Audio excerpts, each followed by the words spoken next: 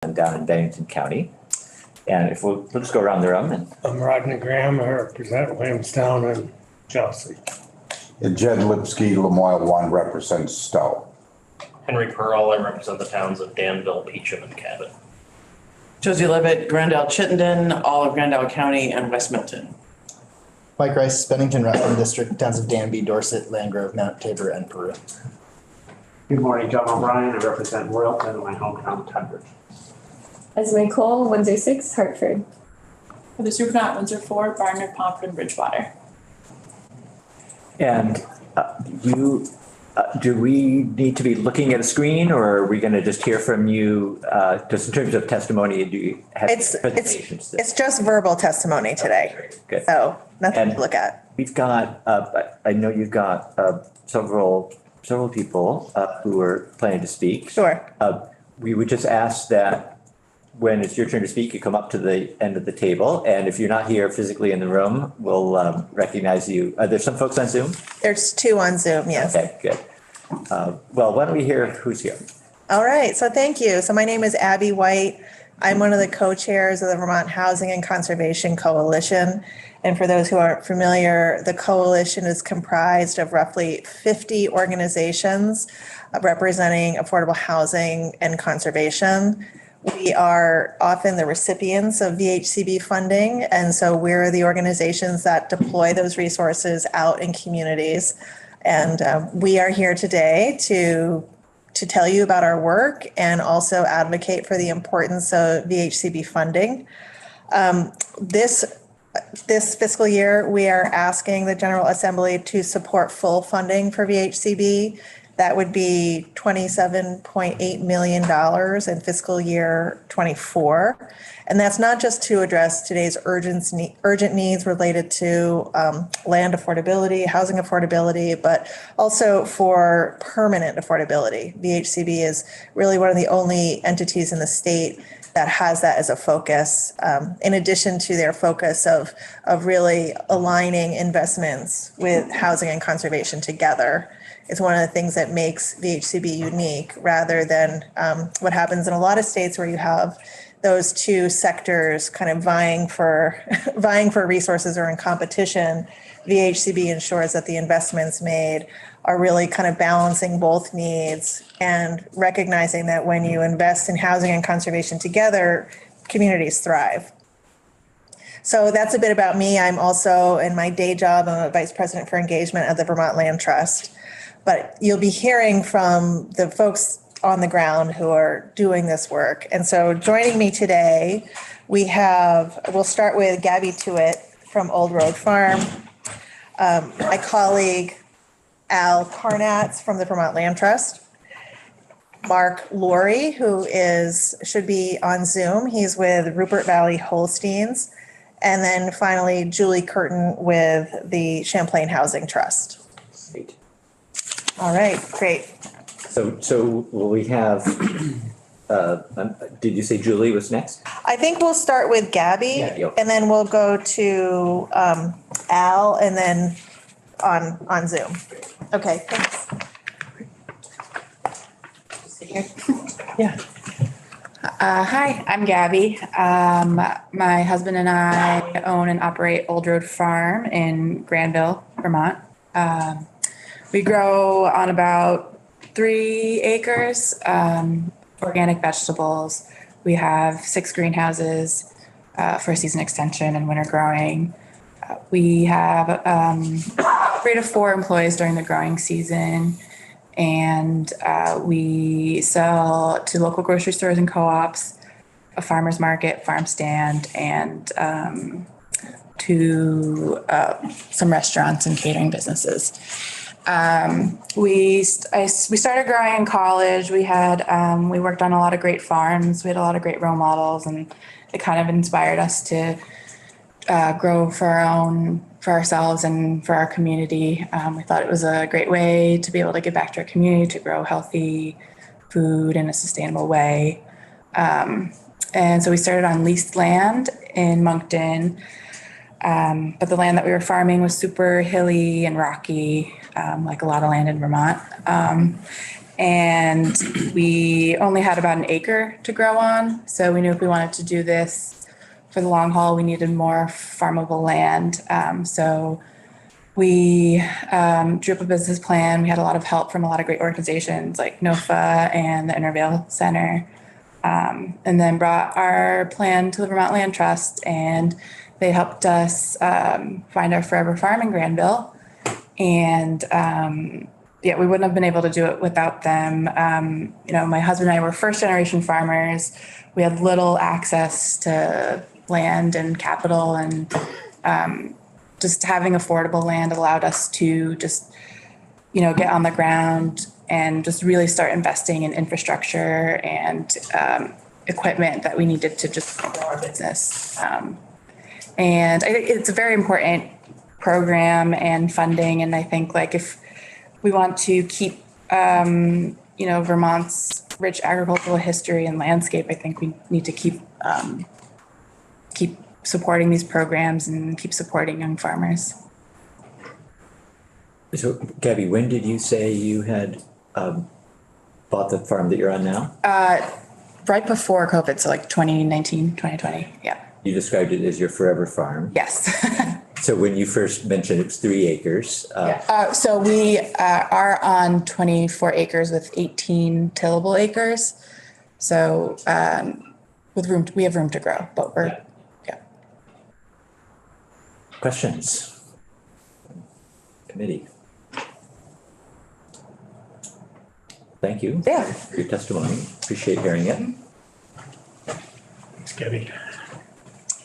Yeah, thanks for having us. I'm Al Karnatz with the Vermont Land Trust. I think I've met a couple of you before, and I don't know how familiar you are with the farmland conservation process and what we do and how VHCB helps us. We're obviously here to ask for your support for the trust fund and ask for full funding in this next session, in this next budget. But I just am here to kind of explain and talk about a little bit more about the farmland conservation work, not only I mostly work in the Champlain Valley. So a lot in South Hero and Grand Isle. We're working on a project there now. And I think I just wanted to give you my perspective a little bit. It's a long perspective, 25 plus years. I've been doing this work of conserving farmland around the Champlain Valley. And some of the things I just wanted to share with you a little bit, a few of the stories like Gabby's, where we've shifted a lot of our focus over the last, especially 5 to 10 years, of really trying to place people like Gabby on properties. Over half of the projects now that I work on, there's a transfer involved. So there's a new set of farmers coming onto this farm, and it could be a generational transfer or it could be first generation farmers. And that's been a huge shift, because that's probably one of the biggest obstacles that we hear about. UVM Extension has done surveys. There's been national surveys. What's the biggest obstacle for somebody to start a farm? It's really about land access. And land access is critical. And I think we're a critical piece of that around the state. Obviously, we can only do so many projects each year. Our staffing, funding, et cetera. Obviously, we have to choose. And that's what my job is. I take the projects from somebody like Gabby that has an idea, or a landowner. Mostly I work directly with the landowner. So I put the projects together kind of from start to finish. It takes a couple of years to get through the process. There's a long waiting list of properties. So at any one time, I'm working with maybe 20 different projects, and I cover from Addison County all the way up to Franklin, the Canadian border, Champlain Valley. And so I think I think I recognize you from the Stowe Land Trust annual meeting, where we just finished an amazing project in Stowe, which we don't do many projects in Stowe. And VHCB funding was critical, as you probably know, for that project. As it is for all of my projects, I tap VHCB funding. But we also bring an amazing amount of leverage into that. And I think I wanted to focus a little bit on that leverage piece, because whether you're aware or not, but half of the funding that I use for farmland conservation, and I've probably done over 300 farms, over 25 plus years, but half of that money is often through federal grants, we get USDA federal grants, and they have to be matched 50-50.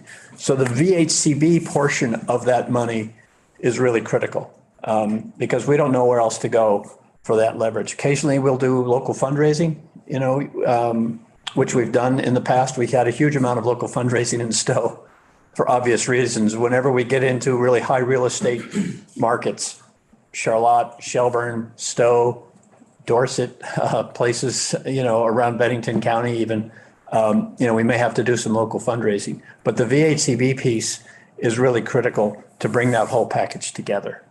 And a couple other things I wanted to focus on too is that land access piece is what we're seeing is the big obstacle. And if we can help maybe 10, 15 farms a year to move into that, it's made a huge impact. One of the things that we have to do when we assess a property is hire a real estate appraiser to go in and look at the value. How much should we pay for the development rights on this property?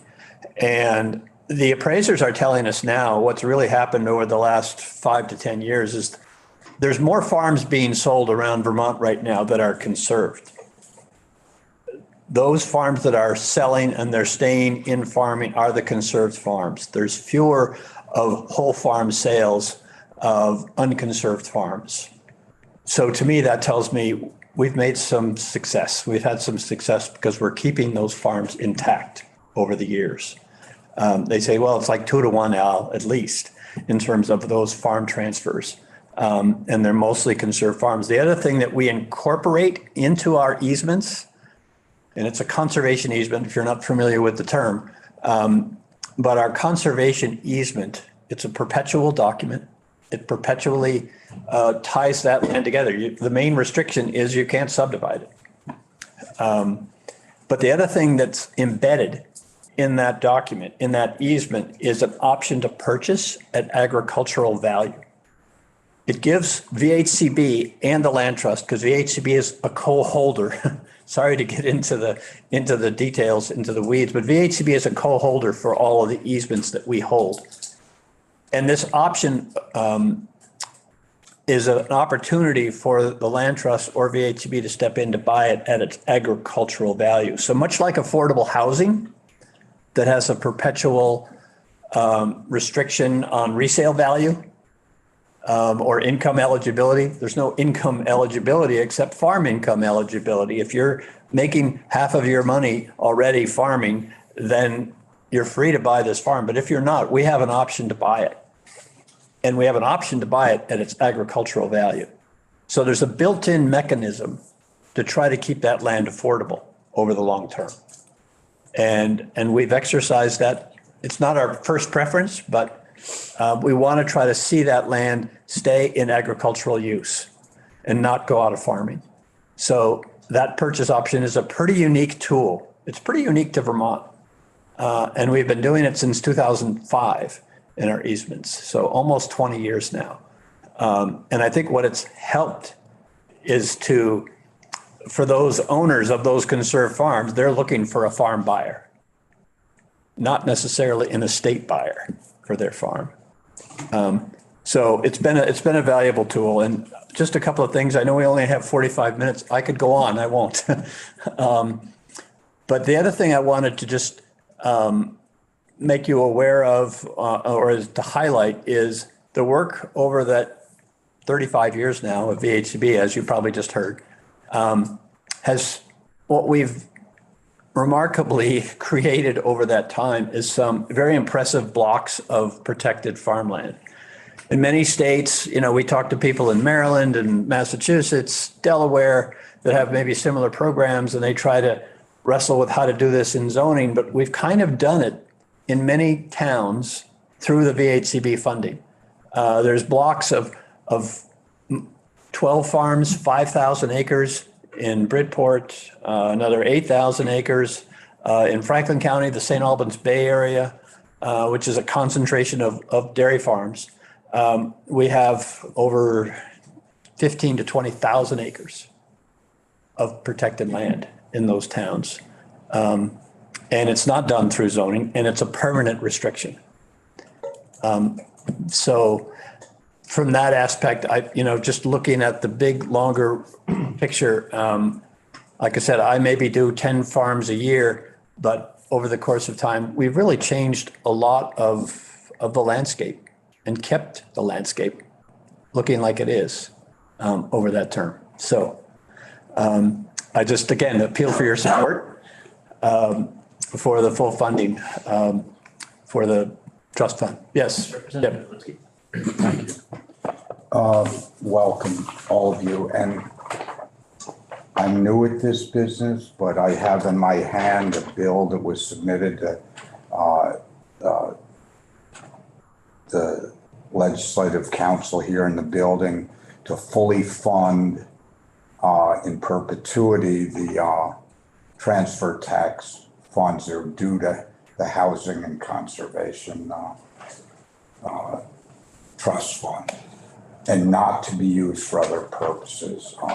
Hasn't been, it's in on time and it'll be circulated, but it was 100% to assure, particularly in this time of crisis, that housing and conservation, both with capitals, are critically important to our state and future. So I'm not here to advocate for that, but I'm letting you know that we as a body are aware of how critical this is. And I wanted to ask you specifically, because I've worked with coalition and partnerships, and everyone in this committee needs to understand that not everything great gets accomplished by a single organization. And conservation, housing authorities working together, and developers get things done. And I've been fortunate to work with Stowe Land, be a director of Stowe Land Trust for the maximum term, and advocating with other folks. But I spoke with Vice Chairman Supernaut about 3 weeks ago, because we're getting a lot of interest in small farming, first generation startup farmers, access to land from across the board. And I spoke to Vice Chairman Supernaut about one project in particular we worked on, which was called Long Winter Farm on Nebraska Valley Road. Are anyone here familiar with that? Now, did you work? And still, I didn't work on that project, but I'm familiar with it. I'm nodding my head. What's unique about that, it was a small farm, normally not the kind that it had too small, diminutive to normally qualify. But in recent years, there are avenues for funding for small operations, and you can get coalitions of funding, including Vermont Land Trust, private land trust, and there was another agency, and they stipulated you couldn't build a McMansion. It had to be a modest home, had to keep it in farming for X number of years. You could go out of business and still own it. But so there are opportunities, and if you can share, anyone in this room, with Vice Chairman Supernaut or myself, some of those partnerships, they'd be very helpful, because we're actually asked to advise or support these transitional opportunities. And then finally, I'd like to acknowledge there's an AmeriCorps member in the room named Danny Boyle, who is an AmeriCorps volunteer, not volunteer, just a paid staff member now with Stowe Land Trust for a year. It's good to see you here. Representative O'Brien. How do you identify, those 10 or 15 farms? You're mostly right in the Champlain Valley. Right. Is there a process, or is it just the agricultural community, or, how do you find a Gabby and find that forever farm? That's a fair question. And there is a selection process. VHCB has put together their staff committee. There's 4 times a year that we present projects to VHCB for an appraisal. That's usually the first start. The project doesn't even have legs until it's appraised. Landowner has to pay half. Appraisals are $3,000, $3,000 to $4,000. But before that, we go through the selection process. And I can make a quick cut early on because the federal funding has to have certain amount of percentage of agricultural soil. They will do some sugar bushes now. They've relaxed some of those criteria. But the primary piece is, and I tell people this quite often, is, we're not necessarily stopping development or saving the best views. What we're really saving here is the best agricultural land in the state. And that's what this program really focuses on. Is this good agricultural land? Can it be passed on when Gabby is done or the next people are done? Is it going to stay in agricultural production, hopefully for the long term? So it's really resource-based initially, but if there's a new farm project coming in, we ask them to have a business plan, which you probably had to do. And VHCB helps support that. And I mean, there was a time early on, 20 years ago, when we would get 70 applications, 60, 70 applications. I mean, I think we've winnowed that down over the years. The people, if you're in farming, if you have a big enough block of land, you're pretty familiar with the concept, maybe not, the process, but you're familiar with the concept. So I don't necessarily, in some areas, maybe we do prospect or knock on doors if we have a key piece that we may be interested in, or if it fits into a block, like if this is the hole in the donut, let's think about maybe doing that project and approaching the landowner. But I have enough projects coming at me now, at least in the Champlain Valley, that I don't need to knock on doors. I don't need to prospect. I have plenty of good projects, plenty of transfers happening. We're doing this great one in Jericho now. And I think that's what's another shift. Sorry, I'm going down the road. I know we have other people. But we're also seeing a shift of cooperative ownership of farms. I'm working with 5 people that are buying this farm in Jericho, and they're all creating an LLC. And we did this in Barnard. Somebody here from Barnard? Kiss the Cow and Fable, I work at that. Yes. Oh, yeah. Okay. So I don't have to explain this to you. But the cooperative ownership is pretty dynamic. There's a lot more of it around Vermont, and we're trying to feed into that as much as we can. So I guess to answer your question, a long-winded answer, but we do have a selection process. Sometimes we have to say no, but I think what we're also doing, I've concentrated on a large dairy farms, 200-300 acres, but we are doing those 30-40 acre properties more and more. And I think that's important. I think that's critical. So we've done a pretty good cross section. I'm also conscious of the fact that we have other witnesses. Yeah, yes. But I have a quick question maybe. Can you give us a sense of are there other organizations doing the work that you do in terms of conserving farmland? And if so, how big a role do you play versus others? And then I guess a related question, how much of farmland in Vermont is currently conserved percentage wise? I could get that number. We've got I can't come up with it. I don't want to spit it out to you right now because I might be a little off. I might be, 1,000 acres off, but we can get that number to you. Absolutely. And I'm sorry if you had other. Okay. I mean, there's a huge network of other local land trusts. Jeb mentioned Stowe Land Trust. There's South Hero Land Trust. There's a Charlotte Land Trust. There's a Middlebury Area Land Trust, at least just in my region. There's quite a few other land trusts around. I know up in, there's the Upper Valley Land Trust. They do some farm projects. But for the most part, they are eyes and ears in the local communities sometimes. Like Stowe Land Trust would bring a project and say, can you help us, Vermont Land Trust, bring this to the finish line? So they're very critical. And they're also, in the Stowe case, on the Ricketson farm, very critical for local fundraising. They know the context, they know the people more than I do. So there's a network. I do the bulk of them, and I assist a lot of those other land trusts. Yep. Representative Rice, do you have a question? Yeah, another sort of process question. When you reach that point where you're considering whether to do the option to buy, yeah. what goes into, how do you make that decision? What kinds of things might not? I think we need another session with your committee.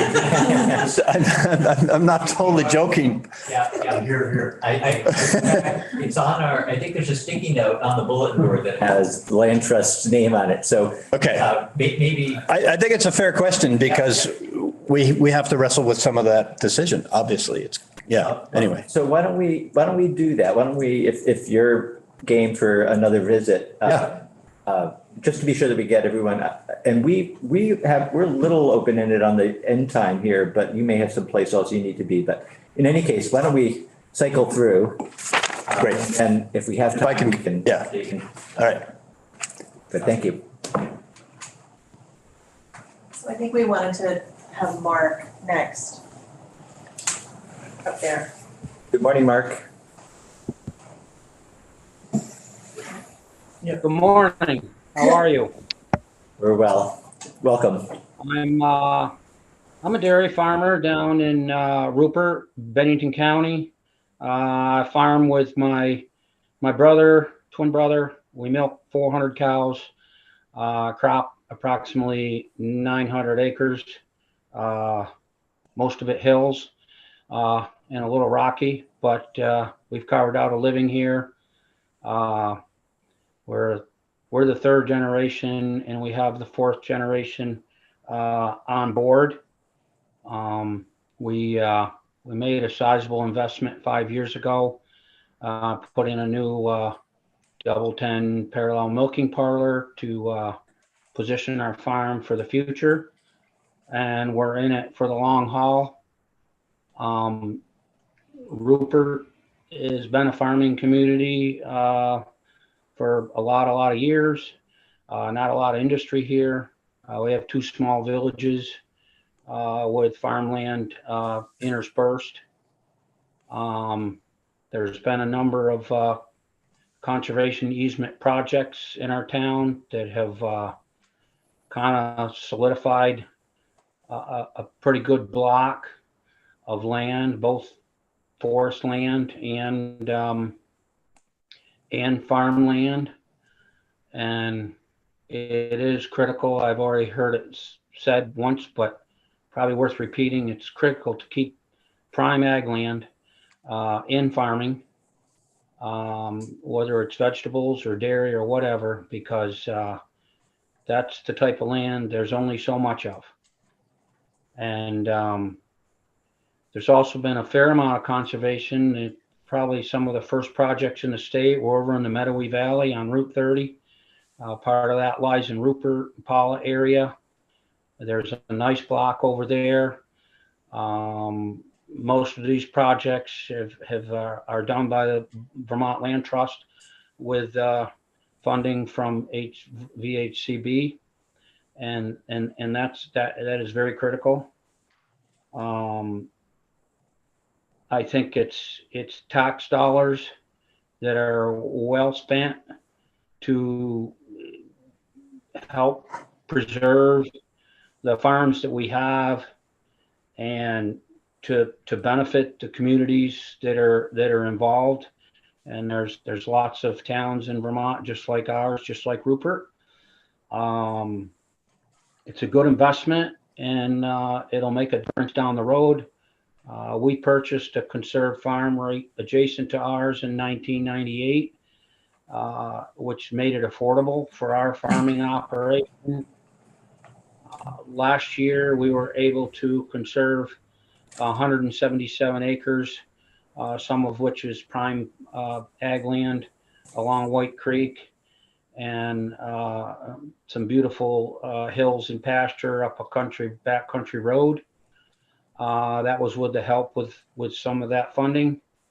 And the other half of that parcel is a 236 acre woodlot that we'd like to be able to conserve in the future. And it fits right into the block that I already spoke about of conserved land. I know a lot of these projects that have gone through have had community support. I served on the town select board for 26 years, 15 years as chair. And they've always asked towns what the support is, and there has been good support for these projects.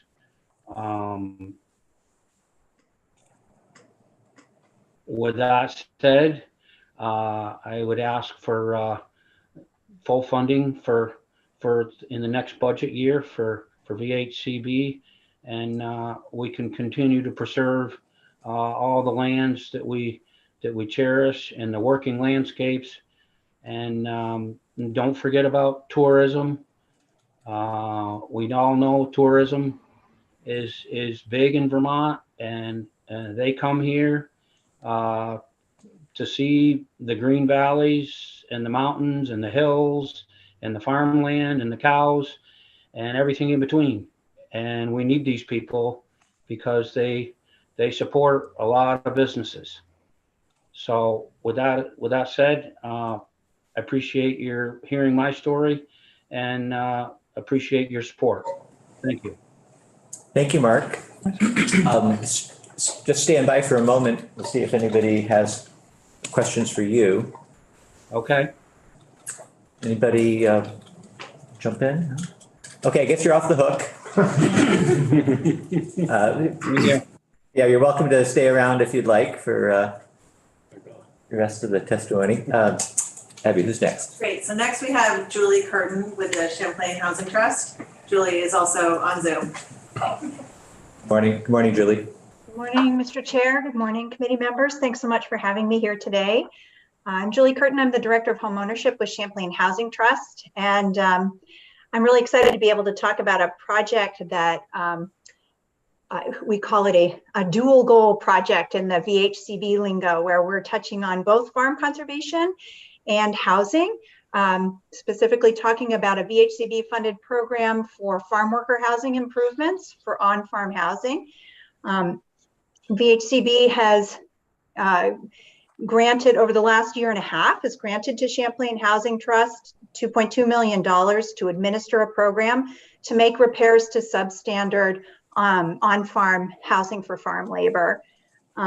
This is something you may have heard about or not in the committee, so I'm going to give just a brief overview of our two farm worker housing programs that are funded with this critical VHCB money. I will say, just on a personal. Julie, I'm sorry, I just wanted to reiterate or clarify, we have not heard about it, so. Okay. Yeah, give us the detail. Yeah. Okay, great. I will do my best to explain the program and happy to answer any questions. I just wanted to give a quick personal note. I've also worked with Al and his crew. It's a little bit like following a legend here. I used to work at Vermont Land Trust as well, doing farmland conservation as in-house counsel there. And a lot of those projects, housing was a big part of that equation to get new farmers onto farms with decent housing. So personally just feel a real passion for this work and see how important it is for our farm community's viability, as well as for providing decent housing for our farm labor. In 2021, VHCB did commission a study, a needs assessment of farm labor across Vermont, which found that there are over 21,000 farm workers in Vermont, a subset of which live on farm. There are about 2,000 migrant workers who depend on farm housing, most of them in the dairy industry. There are over 6,500 other farm workers that depend on farm housing as a part of their ability to work on farms. So VHCB followed up from that needs study with an RFP seeking an agency that could administer a repair program, one of the recommendations out of that assessment, that would provide financial resources to farms to make capital improvements to their existing housing. And Champlain Housing Trust was awarded that RFP to administer this program.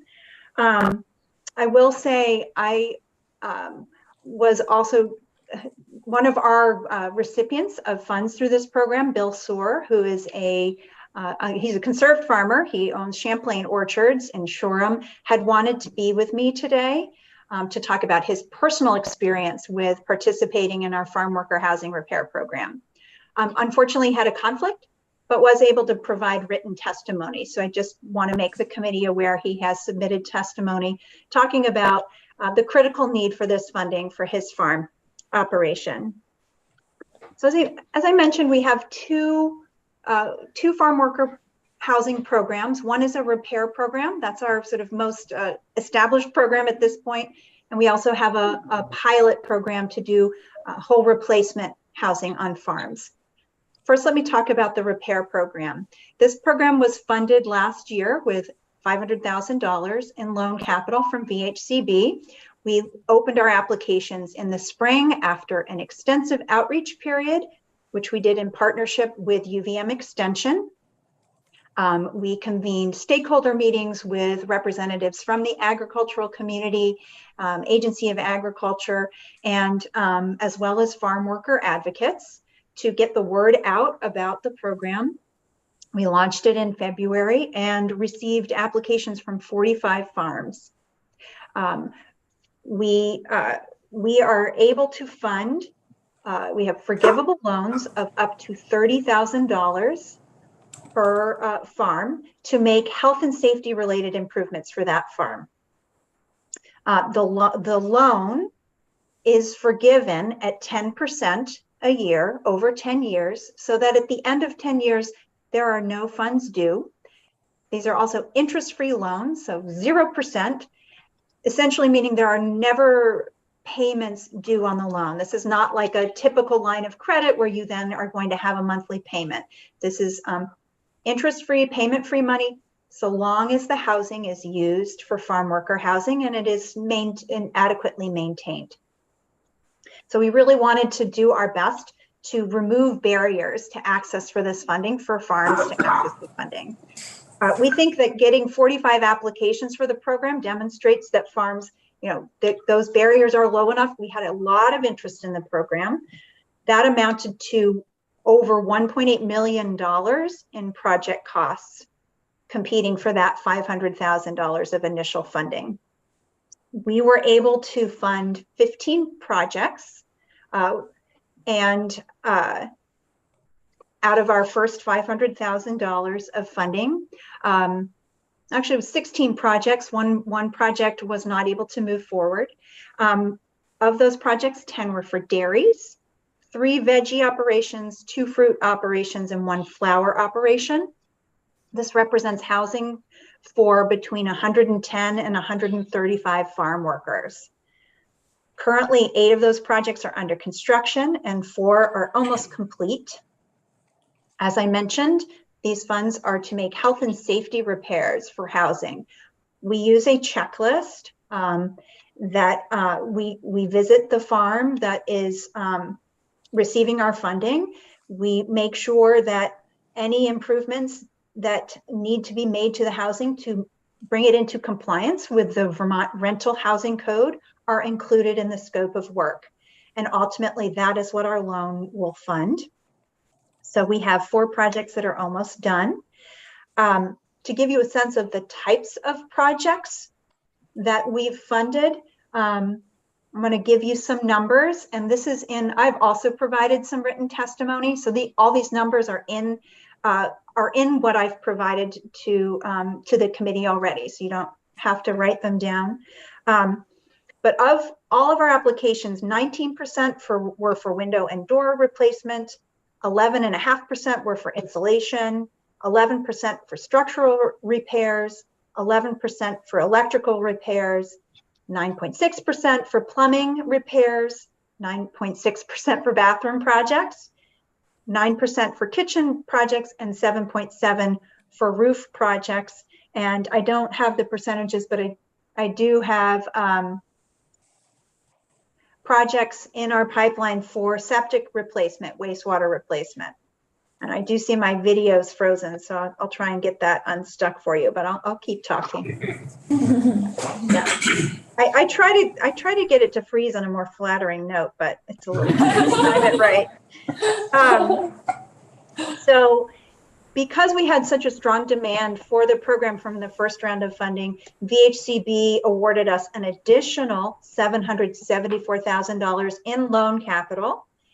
We've just reopened applications for the program this week and expect we'll be able to fund another 25 projects. Backing up to our initial round, those initial 45 applications represent farms from all over the state of Vermont. The only counties where we did not receive applications are Grand Isle, Essex, and Bennington counties. So I've already planted a seed in Mark's brain that would love to see applications from him or his neighbors for this second round of funding. Let's see if I can get my video going again. So I think that's everything I wanted to cover on the repair program. Just a brief overview of the replacement pilot project. There are some farms that have their farm workers living in agricultural structures. I've visited one farm, for example, where 4 farm workers live just off the milking parlor. So clearly these are not structures that are made for residential use. And these farms want to provide different accommodations, want to provide better housing for their workers. So some farms have mobile homes that are just from the early 1970s, and they just simply need to be replaced. So VHCB has provided us with $620,000 to pilot a program of putting in brand new housing on the farm. This pilot project requires that the new housing is that is installed. It would be a zero energy modular home. So this is a home that is all electric and solar, so very low energy costs. We plan to work with 3 farms and hopefully learn about how this model can work for other farms, and see if we can, how we can provide more replacement housing for those farms that need that going forward. All of this great work does depend on housing from VHCB. VHCB, with the support from the legislature, has been, a real leader in this area, and we really depend on VHCB getting their full $27.8 million in the budget in order to give them the ability to keep us funded. Without it, we won't be able to keep doing these great projects. So we really appreciate your support, and I'm happy to answer any questions that you have about the farm worker housing work that we're doing at Champlain Housing Trust. Thank you, Julie. Representative Cole? Thank you, Julie. It's super informative. I'm curious if you work with farms that have not yet established on farm housing, but are interested. Right now, we're just working on farms that have existing housing, really trying to improve health and safety conditions for farmers, for farm labor that they're right now living in substandard conditions. I do know part of the application process requires that the farm applicant describe their need for the farm labor housing repair program funds. And I've seen on a number of applications that, they need to not only retain their farm laborers to stay in farming, but they also want to have more housing, because in order to grow as a farm business, they need to provide more housing. So I know there's a need, but currently our program really is just focused on bringing existing housing up to code. Any other questions? I guess not. So Julie, thank you. Abby, was anyone else going to speak this morning? No, so. I wondered, would you mind coming back up to Sure. to the table? And I had one follow-up thought, question, and we'll see if anybody else wants to jump in too. I know we're about at the top of the hour. So Representative Lipsky alluded to proposed legislation, and several people mentioned that very precise $27.8 million figure. Yes. And we might not all be clear on where that number comes from or the history. I'll just say, by way of framing it, that the existing statute obligates the state to pay a percentage of money coming from property transfer taxes into the VHCD. And that perennially, I mean, just to be frank, we, the legislature, with the administration's consent or the other way around, override that, notwithstand that language, and direct the money somewhere else where it's needed within the overall budget. And so that 27.8 million is not a random number. It's taken directly from the property transfer tax. Yep. As calculated. So just want to put that out there so the committee all understands that situation. And, historically, I don't know how much we have given you compared to what it would be if we followed our own statute. Yes. So you have all of the facts correct. The property transfer tax, as you know, is a source of revenue that is a tax that applies to all the sales of homes and land in the state. And so over the past 2 to 3 years, there's been a really surge in the volume of transfers, the price, and then therefore the tax. And so as long as VHCB has been in existence, it has never received its full, what is called statutory share. And that is stipulated in statute. The exact percentage is somewhere, between 30 and 35%, because the property transfer tax also goes to pay kind of for other things in the budget. And so every year, the legislature notwithstands that and then takes the funding and puts it elsewhere. Last year, you increased the base of funding to VHCB by $10 million, just recognizing the extraordinary kind of challenge, crisis around affordability. And VHCB is really just the best vehicle. If you're concerned about affordability of housing and land, VHCB is that vehicle to help address that issue directly. And so last year, you increased it by 10 million. That didn't quite reach to full statutory share, but we as a coalition kind of were very consistent year over year, coming in and saying, this is the year to get full statutory share. And I know that pretty soon your committee will be issuing, memos to House Appropriations. And in the past, this committee has been very helpful in advocating for full statutory share. And we hope that you would do that again this year. And you'll be hearing from us next week on that, I'm sure. Thank you for walking us through that. Sure. Go ahead, Representative O'Brien. Just a couple things. The Act 250 prime ag mitigation also goes to VHCB when that land is developed, there's a penalty, right, that you have to pay. Correct. Okay. So that's part of the. Yeah, that's part of the offsite mitigation. Those offsite funds go to VHCB, correct? And is that used then for some of this? It is. It goes directly, and it's used within that region, within that Act 250 region. So it has to sit, if it's not used initially, it has to sit there for a number of years. So if there's not a project right away, it has to stay within that region for at least 5 years before it goes into the VHCB's general fund. So yeah, it's a great, and we tap those for, especially like in Chittenden County, where there's a lot more Act 250 activity going on and the land prices are high. That's been a helpful addition to the fund. I had one more, but good.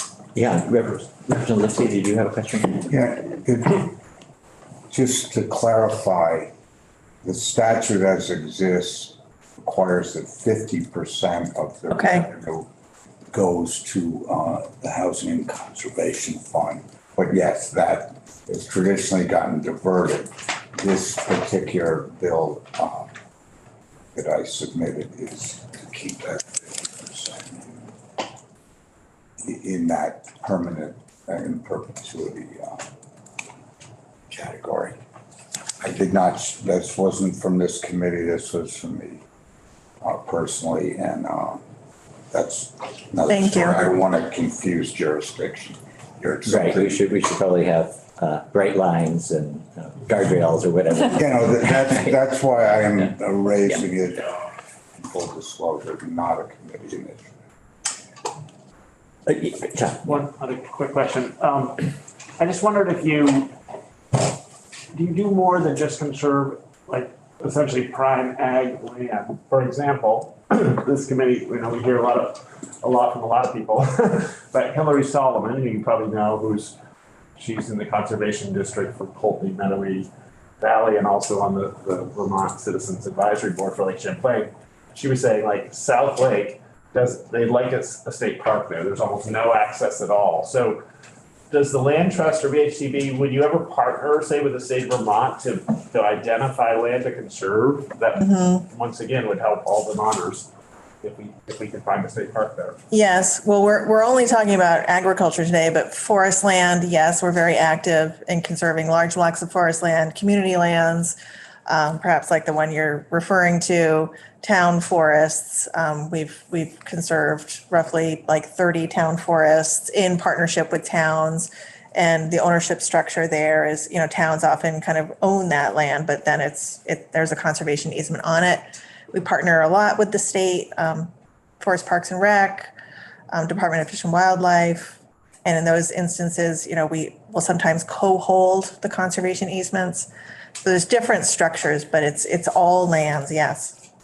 But as far as accessing VHCB funds, it's not true for all those, right?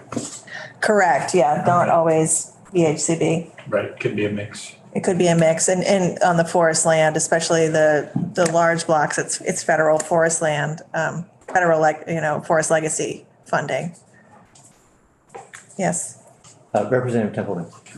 So in the passing of land from one generation to the next or to a new generation of farmers, I'm wondering what your mandates are around populations that historically haven't been served well in that transition, say, people who have not had the economic abilities to purchase land, certain groups that have, historically not been landed.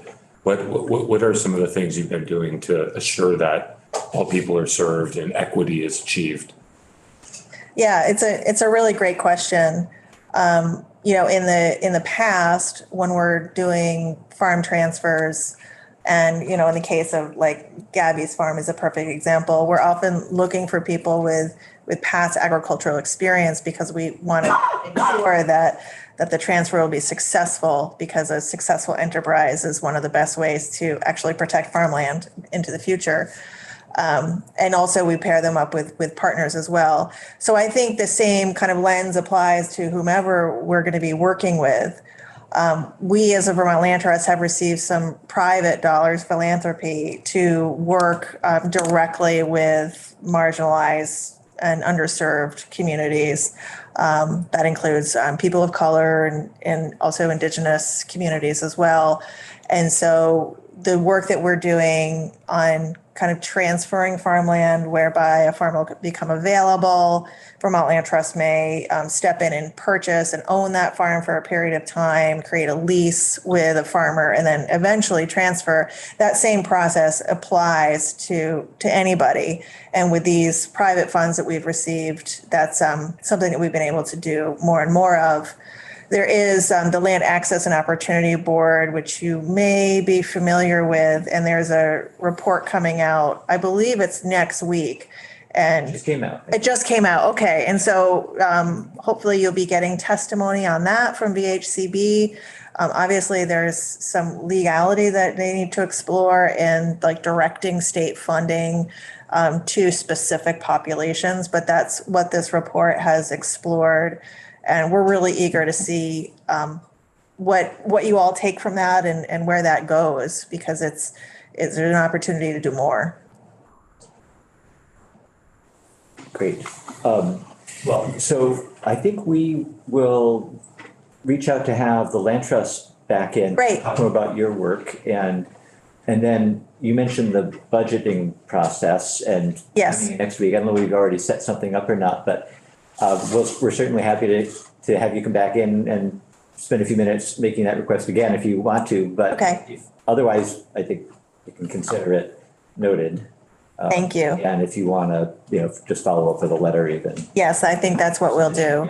Is we'll follow up with a letter and then I can work with Alora in scheduling time for Vermont Land Trust to come back and we can bring one or two other faces as well to give a rounded perspective.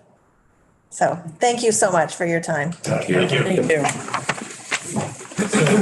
I think we'll take a little break here. Let's take 10 minutes and then we'll come back and we'll, before lunch, just see whether we can make any more progress on the farm